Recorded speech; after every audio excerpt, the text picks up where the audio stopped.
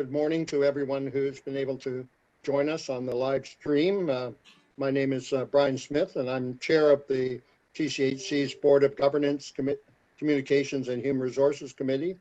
I'd like to welcome everybody to this public session of today's committee meeting. In the light of the need for social distancing to limit the spread of COVID-19 and I guess the flu these days, we're holding this committee meeting virtually, and I just wanted to hope everyone's staying safe and staying well, because these are very challenging times for everyone. Let me begin with the acknowledgement that the land each of us is on as we hold this virtual meeting is the traditional territory of many nations, including the Mississaugas of the Credit, the Anishinaabe, the Chippewa, the Haudenosaunee, and the Wendat peoples, and is now the home of many diverse First Nations, Inuit, Métis peoples. And we also acknowledge that Toronto is covered by Treaty 13 with the Mississaugas of the Credit. During this public session, one report is put forward for committee approval, the 2023 board and committee meeting schedule report, and two reports are put forward for the committee's information, which include the TCHC's 2022 Strategic Communications Plan update report and the standing report on City Council directions requiring board attention. Members of the public wanting to depute on an agenda item on today's agenda had the option to do so either by submitting a written deputation or being teleconferenced into today's meeting to orally depute to committee members. At this point, I believe we just have, at least I have noted that there's one deputation for item number 6 and one for deputation number 7, or for item number 7. Were there any further ones that we had, Dara? No, I don't believe so. And the deputant for those two items is on the line and ready to depute when we get to those items. Okay. So first I'd like to, so we have those two deputations when we get to those items. But first, would like members of the Governance, Communications and Human Resources Committee please indicate any agenda item in which they may have a conflict of interest together with the nature of the conflict. Are there any? Hearing none, there are no conflicts of interest were declared for any agenda item. Approval of the public agenda items. Ask to see if there are any directors wishing to hold any items. Of course, we will be holding item number 6 and 7 that the deputations will be made, but are there any other items that anyone would like to hold? Hearing none, I guess we can have a confirmation of all the items on a motion that except for item number 6 and 7 to approve the agenda and the reports that are there. Is that correct, Dara? Yep. So can I have a motion to approve the agenda items and approval of the items except for the two held items 6 and 7? Moved by Marcel, seconded by Debbie. All those in favor? The motion's carried. So we will move right to item number 6, which is the board and committee meeting schedule. And I believe Catherine Wilkinson is online. So Catherine, if you would speak at this point. Good morning, everyone. Welcome back. I did want to just briefly touch on this and the other item, and I'm pretty sure this will be the quickest meeting you've ever had. So in regard to the board and committee meeting schedule, you know, some of you will be leaving this board in March. So first of all, I want to thank you for your service. I'm sure it's been quite the experience. And I'm also asking the members and encouraging you to think back and remember during your term, you know, the length of the agendas and the meetings you have attended and how many times we had to play, you know, beat the clock to get through the agenda before quorum was lost.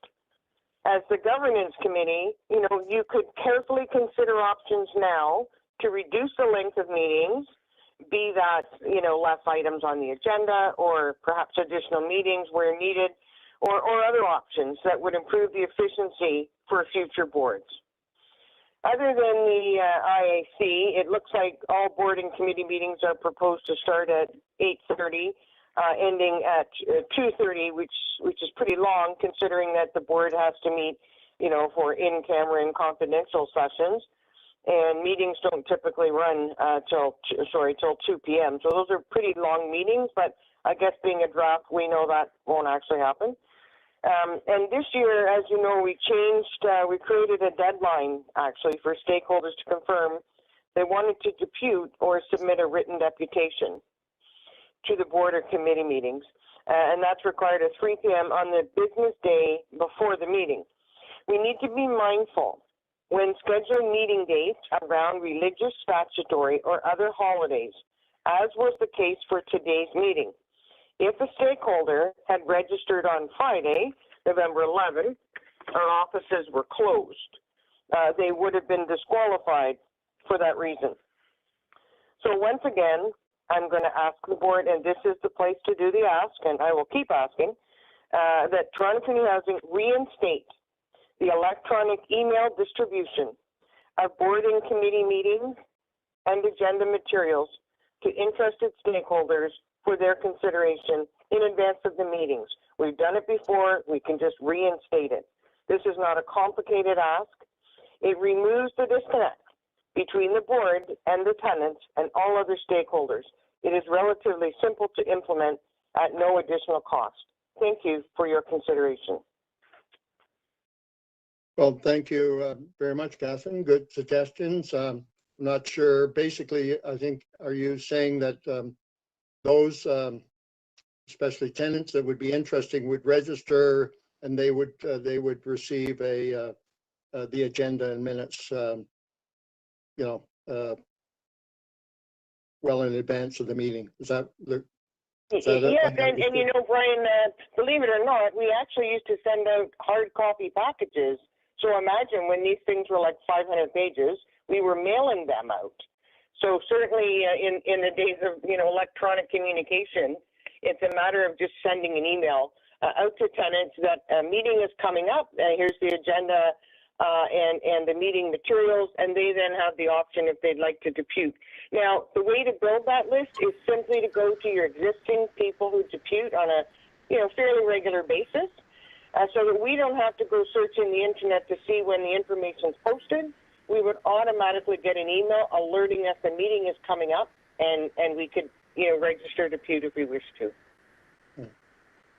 Yeah, there's probably a number of ways that staff could look at that. I know in the next item, we're looking at the website and that, so there may be other ways for people to, if they so desire, wish to receive information further. So we can look at that. Dara, is there, oh, Marcel? Yeah, I just got two questions. One, up until when did this continue, and then like when did it stop, and does anybody know why it stopped? Like alerting people who might want to have a want to do a deputation. I think it was the hard Well, copies. it's but I can't for remember. everybody's time that's sitting on the board today, I can tell you that. So if the practice was discontinued several years ago, but it's becoming very obvious there's a disconnect between the tenants you serve and the board. So we have no idea who you are, when you meet, what you talk about, or what items are on your agenda. The way to reconnect us is to make that available to tenants. It doesn't mean they'll sign up, but simply by, an electronic process. But I'm Brian. This is Debbie. I hear you around the disconnect. I had the same question as Marcel. There must be a reason why we discontinued it. But I'm wondering, not everyone has access to electronic mail.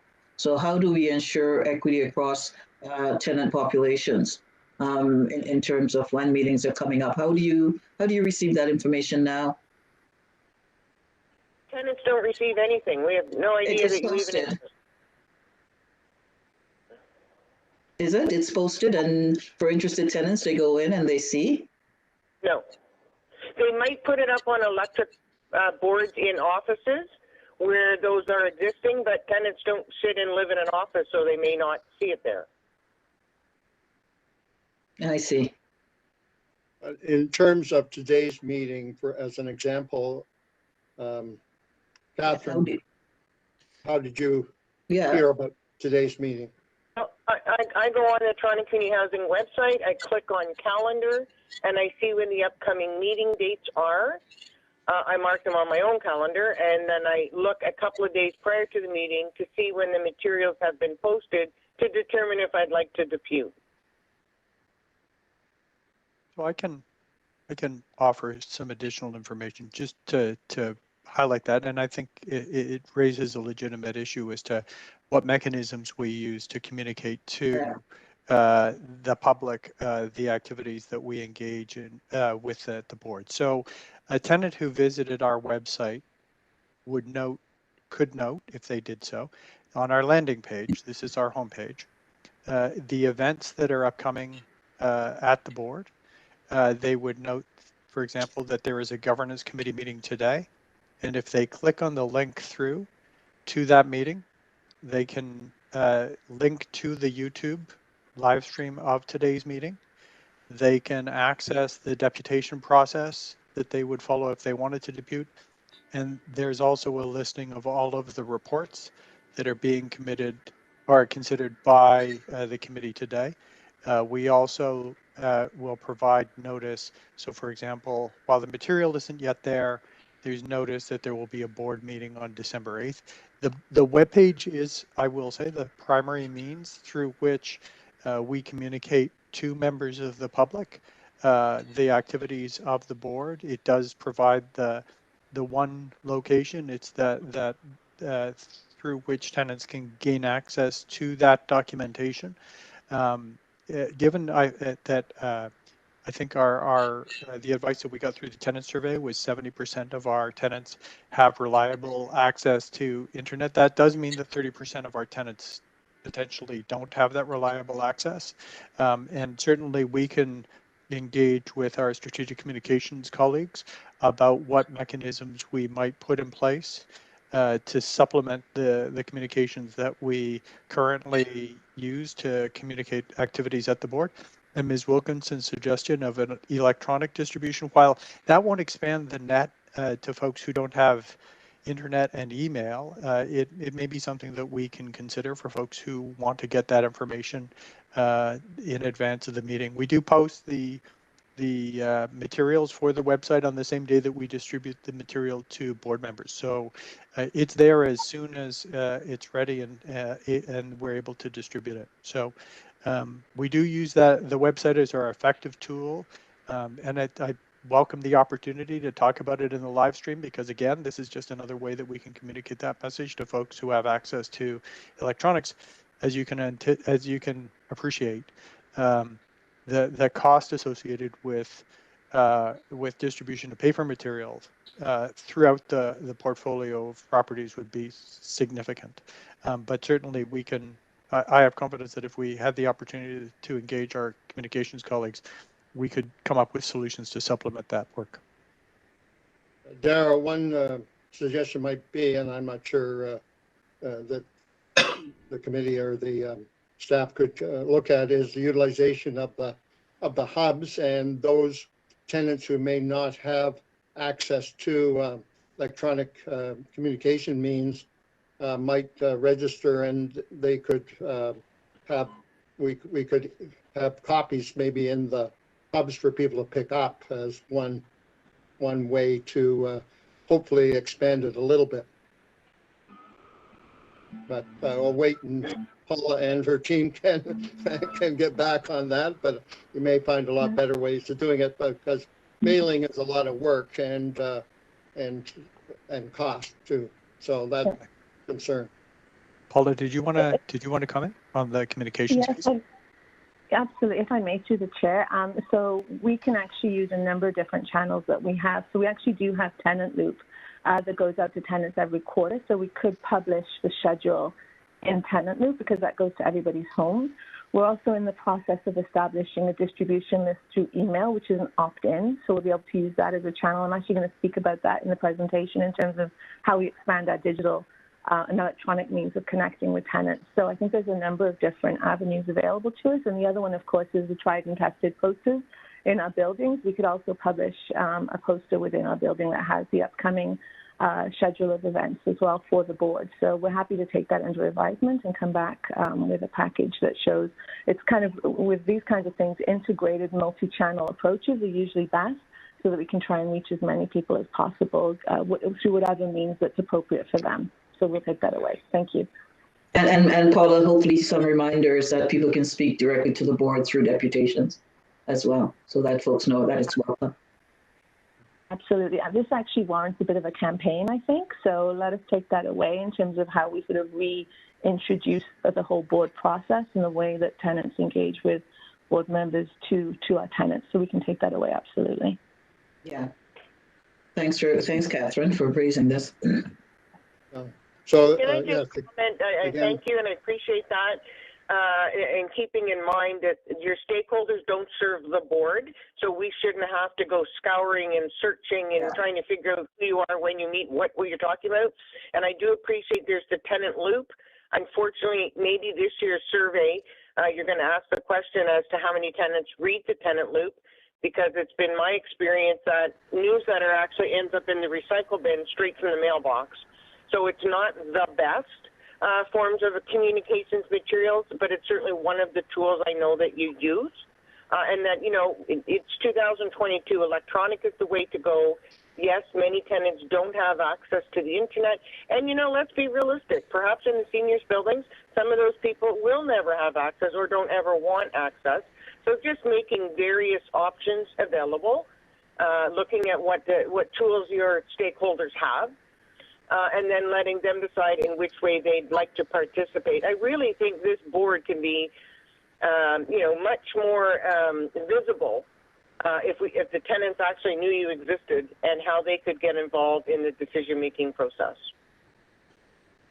Well, Catherine, thanks very much for raising this. I know it's our wish to be able to be as accessible as possible to all tenants, and we will continue to look at the best ways to broaden that as possible. And of course, we always look forward to you giving us your comments through the deputation process. Thank you very much, Catherine. So I need a motion to receive this, Dara, correct? This item? In relation to this item, we're actually requesting a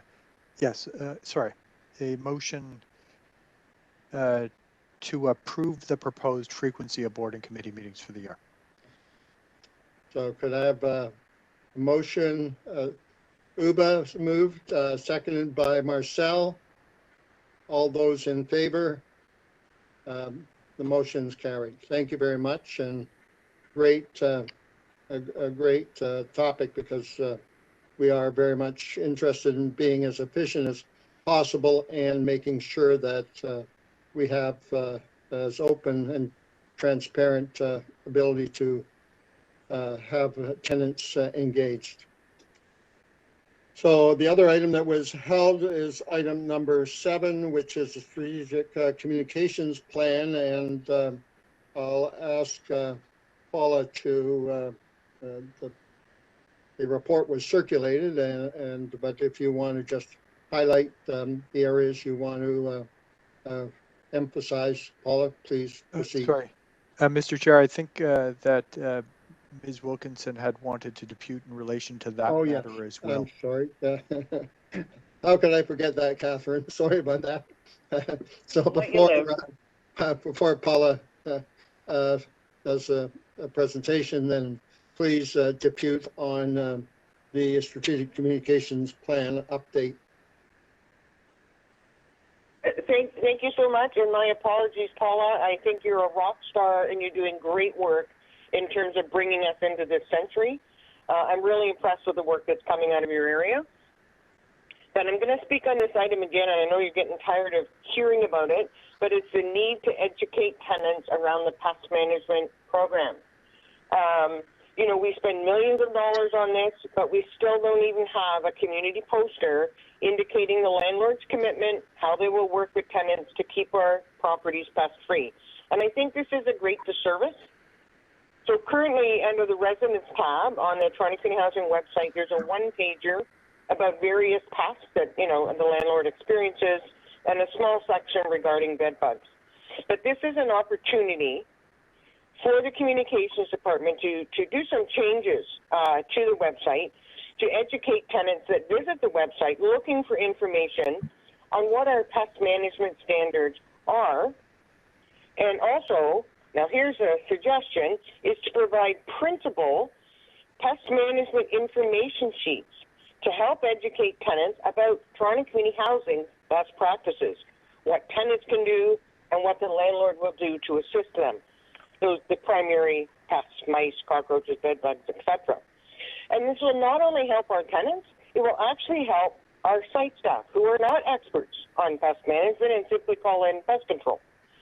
So when tenants come to them with questions around specific pests they may have, the superintendent can print off a page on that specific pest, which will help to educate the tenant. And there's a reason I'm saying this.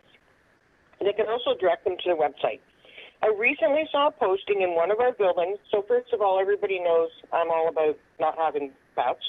But I saw a posting in one of our buildings. It was from a U.S. company on pest management, and some of the information was actually contradictory to Toronto Community Housing best practices.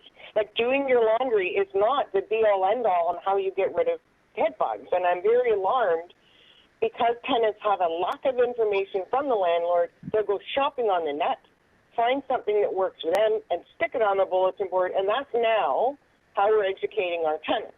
So I think this is a great opportunity, and this is what happens. If you don't educate your tenants, they're going to go looking for information and perhaps misinformation, and they're going to spread that. So I'm wondering, I'm just throwing it out there, can we get a commitment to consider how we can better communicate around pest management issues at Toronto Community Housing via a community poster, and perhaps consider some printable sheets that tenants could print off the internet or their super could give them to help them manage with a specific pest. Thank you. Thank you very much, Catherine. Paula. Pardon? I don't see Paula on screen. Yeah. Through you, Chair Smith, I'm happy to assist with that along with Paula as well. I think we can absolutely take that away and work with, I was just going to say, Nadia and Paula to look at best practices and how we can share those with tenants. I think it's a great suggestion, and we're certainly happy to work on that and come back. Well, that's great. So do we have Paula back on? I see that she's on mute, so give her a second. You rock, thank you. Chair Smith, I'll try and get a hold of her. Just give me one moment. Yeah, thank you very much, Catherine. That was appreciate all these suggestions, improve our ability to provide housing as well as working closely with tenants to resolve these issues. I know the pest control issues are a challenge for many organizations, having been there historically, knowing these are big challenges, and it needs a close working relationship between the tenants and the organization. Thanks, Brian. One item I just should have done earlier. We did have two committee members who sent regrets. One was Naram and the other is Councillor Fletcher. So I should include those in the minutes. Smith. Yes. I apologize. Paul is having connectivity issues, but we do have Ada Wong online. If there's any questions with respect to the report, she can certainly assist us. Okay, thanks.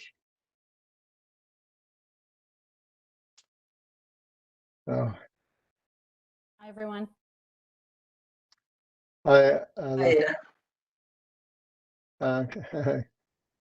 Pass on I know those frustrations of connectivity and internet, so I certainly understand Paula's challenges. Did we get Paula Knight back or not? Once again, Chair Smith, I think she's trying to reconnect and all, but Ada can certainly address the report if necessary, if there's any questions. Oh, okay. Yeah. So are there any questions with regard to the communications plan update? Any committee members have any questions? I think I did. I was trying to read my own writing here. I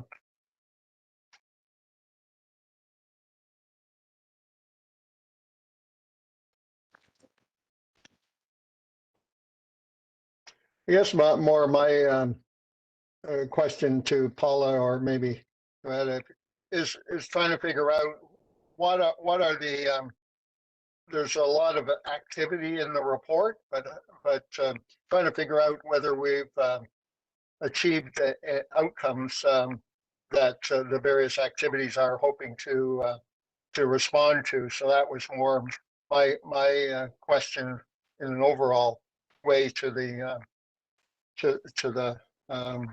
report, is trying to figure out, how do we measure the success of the various activities that we've initiated. Thank you, Brian. Maybe one of the most recent measurements, we did do a direct mail campaign, so a print and post campaign. And we received in a matter of 2 weeks, 3,000 tenant responses to sign up to our email and SMS campaign sign up list. And this is just a really direct measurement of the interest that tenants have in our digital communications. As we speak, we have signups to this list ongoing. We are starting to activate these campaigns to ensure that tenants receive information beyond the every 3-month mark with the print communications.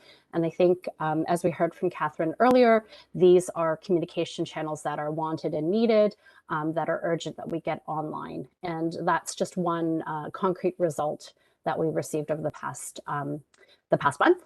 We are also actively working with operations to check in with tenants about things that they want to hear about, education pieces, as well as responses to operations and services and more information. And this is happening in a more on the ground way. So participating in meetings with them, actually visiting our hub locations to ensure that we're getting the responses that aren't coming in via our digital channels. And in terms of measuring the increased activity on social media, do we get responses in terms of how the amount of people looking at those amounts, so we can measure that we're increasing our ability to get both to tenants as well as the general population? So over the past year, we've had a 25% increase in our audience. And this is on social media across LinkedIn, Facebook, Twitter. And this is and Instagram. This is a significant increase by any benchmark in the industry. And we know that with this increase, we are seeing also an increase in tenant messages via social media. So we get direct messages from tenants asking inquiries, asking for updates. And this means that we're reaching the right audience and we're getting to them in the right place. Okay. And that other initiative around the text messaging, maybe you could talk a little more about that aspect? Absolutely. So text messaging came up as a suggestion from our tenant survey last year as a channel that we explore. It's immediate. It is right to tenants. We know that it won't get to everyone because connectivity and mobile access is limited to some of our tenant groups. But we know that we are currently testing 3 campaigns with our capital engagement team as well as our tenant engagement team. And these campaigns have just started their pilot, and we will be reporting back on their results in the next update. It is something that I think speaks to the urgency and the currentness of communications and digital communications in particular. It's something that we can get to people right away. It is a slightly different channel in that it points to and really relies on someone's connectivity both to the internet and mobile. So we'll be evaluating its use in select ways and also reminding ourselves that we need to pair it with print communications and traditional communications to make sure that there are tenants that are not missing out on the communications due to access. With regard to text messaging, the tenants would identify themselves as wanting to use that channel. That's right. Yep. And that is that first campaign that we ran that I spoke to earlier. We did get overwhelming response from our tenants that email and text message are things that they want to receive from us, are channels that they want to have available for information from TCHC. I see Paula back on the line. Thank you, Ada. Yeah, the challenges of technology. Yeah. Apparently 70% of our tenants have access to reliable internet, but I do not. Anyway, are there any other questions that anyone would like to ask? Yeah, not specific to the communication plan, which I actually quite enjoyed reading, especially the various stories. What's happening with our campaign to have 100% of our buildings have internet access? Through you, Chair Smith, Nadia is on. Okay. I'm sure she can speak to it as well. Would you mind, Nadia? Okay. So through you, Chair Smith, I don't know, Director Douglas, if we were aiming for 100% of our buildings. I just made that up, Nadia. Oh, thank God. Campaign to build capacity. That's scary. We are still working with the city through their Connect-TO program to do common space internet in many of our buildings. I think the final number is just over 100 buildings. They've had some delays and some procurement issues with their equipment. So we met last week to talk about expediting and looking at the new scope, but they're still committing to working with us. We do have some buildings online now. We're also working with the Toronto Public Library to bring some common space internet sort of animation programs in the West End, and we'll be moving those to other parts of the city. So I can get you an updated list of the buildings, but we are still implementing a common space internet pilot with the city. Okay, and if you can just give us a sense of how you go about choosing the buildings as well. Absolutely. So we can do that in a further report, but we started with buildings with the largest tenant population and greatest access to common space. So we kind of had an intersection point there. We do have some statistics coming in through the city in terms of use. So that might be also helpful in the update Yeah. report. So you see like the number of users that are accessing the internet and that kind of thing. Good. I'm not trying to give you guys more work, so a one pager is fine. Yeah, absolutely possible. Any further questions? Hearing none, can I please have a motion to receive the report being the TCHC 2022 Strategic Communications Plan Update Report? So a motion, Debbie, seconded by Marcel. All those in favor? The motion's carried. I think that all the other items were dealt with in the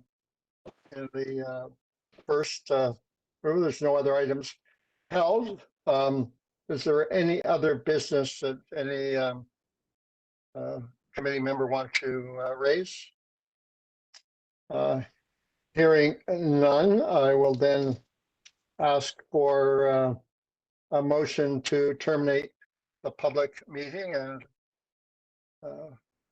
moved by Uba. Thank you. Seconded by Marcel. All those in favor? Motion's carried. I thank everybody for their participation and in the meeting, and thank you for attending today's committee meeting. Have a great day, everyone. Have a great day. Well, Good sharing, Brian. Well, Bye. Great. Thank you. Bye-bye.